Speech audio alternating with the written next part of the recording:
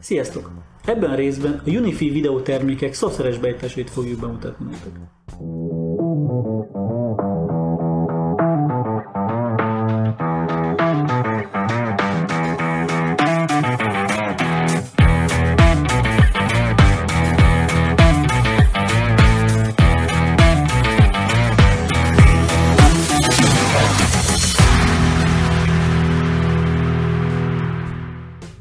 Rákattintunk a kamerára, jobb oldalt bejön az alábbi ablak, beírjuk a kamerának a felhasználó nevet és jelszavát, ami alapesetben UBNT, majd a Manage gombra kattintva azonnal connected is lett a kamera.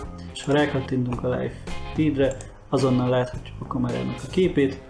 Miután már mi menedzseljük a kamerát, lehetőségünk van beállítani a kamerának a rögzítését is. Ha rákattintunk újra a kamerára, már egy teljesen más menü fogad minket.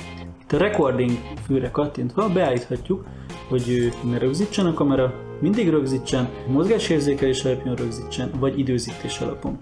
A rögzítésnél tudjuk definiálni kameránként egyesével, hogy milyen felbontásban rögzítsen, illetve milyen FPS-ben és milyen bitrate-tel. A kamera képes mozgásérzékelésre rögzíteni, ahogy különböző mozgási zónákat tudunk definiálni, amit poligonokkal tudunk kijelölni.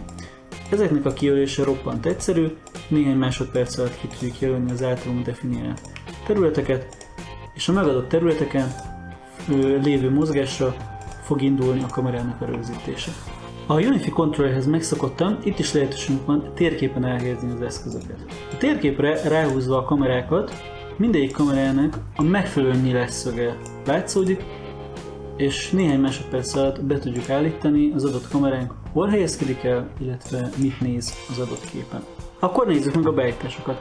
A Live View-ra kattintva megnézhetjük az élőképet, ahol egyszerre maximum 26 kamera képét tudjuk nézni élőben, és bármikre rákattintunk, akkor azt kinagyítja a rendszerünk, hogy még jobb felbontásba lássuk.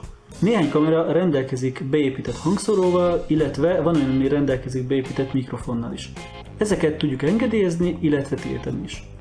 A Unifi G3 Pro kamera motoros varifokális lencsével rendelkezik, mi azt jelenti, hogy távolról tudjuk a kamerának a zoom tartományát állítani. Minden kameránál több ízben lehet állítani a képnek a megjelenítését, ezek a fényerő, a kontraszt, a színezet, illetve a színterítettség.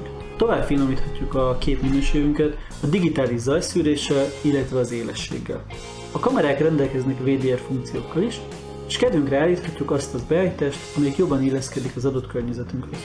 Az AR funkcióval a külső mesterséges fényforrások által generált vibrálást tudjuk csökkenteni. A legtöbb kamera rendelkezik infravetővel. Ezt tudjuk automatikus üzemmódban használni, illetve manuálisan is be tudjuk állítani. A rögzítéseket a Recording fül alatt tudjuk visszanézni. Lehetőségünk van a mai napra, az elmúlt 7 napra, az elmúlt 1 hónapra gyors szűrést alkalmazni, vagy hogyha tudjuk az adott intervallumot, akkor mi is be tudjuk állítani a megfelelő időintervallumot, és csak abban az időintervallumban kapjuk meg a felvételeket a megadott kamerákra, illetve mozgásdetektálásra, vagy állandó rögzítésnél felvételt is ugyanúgy tudunk szűrni. Szeretnénk megnézni egy felvételt, akkor csak rá kell kattintanunk, és egyből játsza vissza a felvételünk, mi történt. Itt tudjuk zárolni a felvételt, ez azt jelenti, hogy nem törli az NVR a felvételt, tehát egy ideig archiválni tudjuk. Le is tudjuk tölteni, letöltés esetén MP4-be tölti le a felvételt, és azonnal vissza tudjuk játszani bármelyik gépen. A következő menüben hozzá tudunk adni több felhasználót is.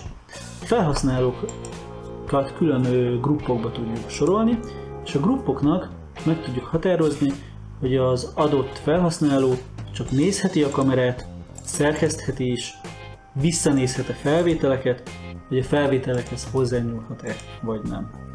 Minden egyes kameránál ezt egyesével meg tudjuk szabni, és hozzá tudjuk venni ezeket a csoportokat a megadott felhasználókhoz.